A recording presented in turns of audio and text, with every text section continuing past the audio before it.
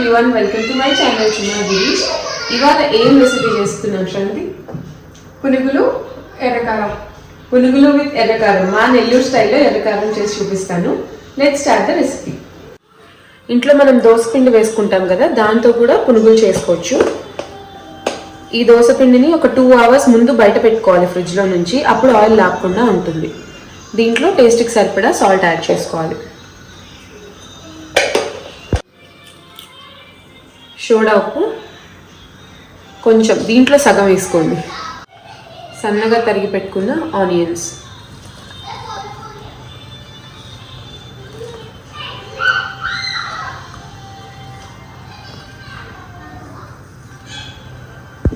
ఇప్పుడు దీంట్లో 1 cup మైదాపిండి add చేసుకోవాలి. క్వాంటిటీకి తగ్గట్టు మైదాపిండి కానీ గోధుమ పిండి కానీ రెండిట్లో ఏదైనా యాడ్ చేసుకోవచ్చు. 1/2 కప్ బియ్యం పిండి, ఎక్కువ క్రిస్పీనెస్ కోసం. ఇప్పుడు ఇదంతా కూడా మిక్స్ చేసుకుందాం.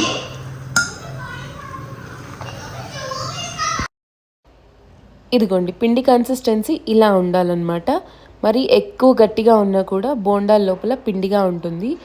కొద్దిగా పిండి లూజ్ అయినా కూడా ఆయిల్ ఎక్కువ లాగేస్తుంది. సో మీడియంగా ఇలా మిక్స్ చేసుకోవాలి.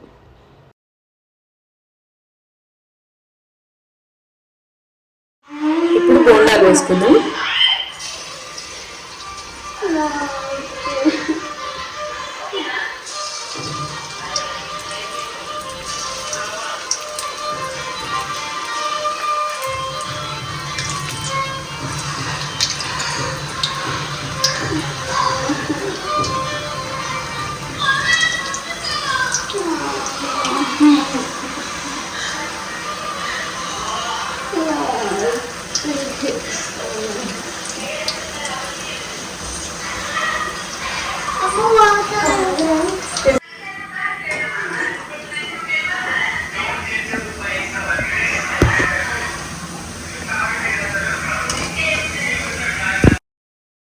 చూసారు కదా, ఈ మాత్రం కలర్ సరిపోతుంది. మా నెల్లూరు బోండాలు అయితే రెడీ అయిపోయినాయి. ఇప్పుడు నెల్లూరు స్టైల్ ఎర్రకారం ప్రిపేర్ చేసుకుందాం.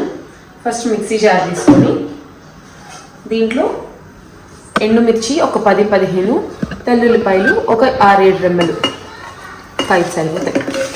ఇవన్నీ కూడా మిక్సీ చేసుకోవాలి. ఇప్పుడు ఉల్లిపాయలు ఈ సైజ్ కట్ చేసుకున్నవి యాడ్ చేసుకోవాలి. ఒక 4 to 5. కొద్దిగా చింతపండు, టేస్ట్కి సరిపడా ఉప్పు యాడ్ చేసుకోవాలి.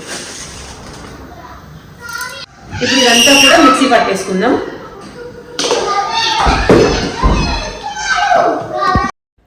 కారం రెడీ అయిపోయింది. ఇప్పుడు దీనికి తిరగమత పెట్టేసుకుంటే నెల్లూరు కారం రెడీ అయిపోతుంది.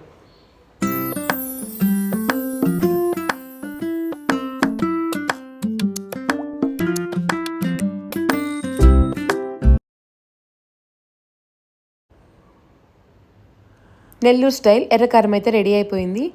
ఇది బోండాల్లోకి, దోశలోకి, నెయ్యి కారం దోశలోకి ఇంకా బాగుంటుంది.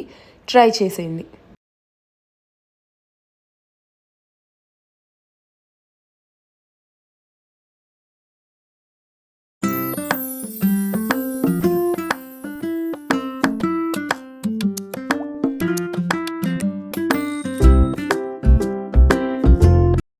నెల్లూరు స్టైల్ ఎర్రకారం విత్ బోండాలు ఆర్ పునుగులు ఏదైనా అనొచ్చు, రెడీ అయిపోయినాయి. శ్రవంతి, టేస్ట్ చేయి.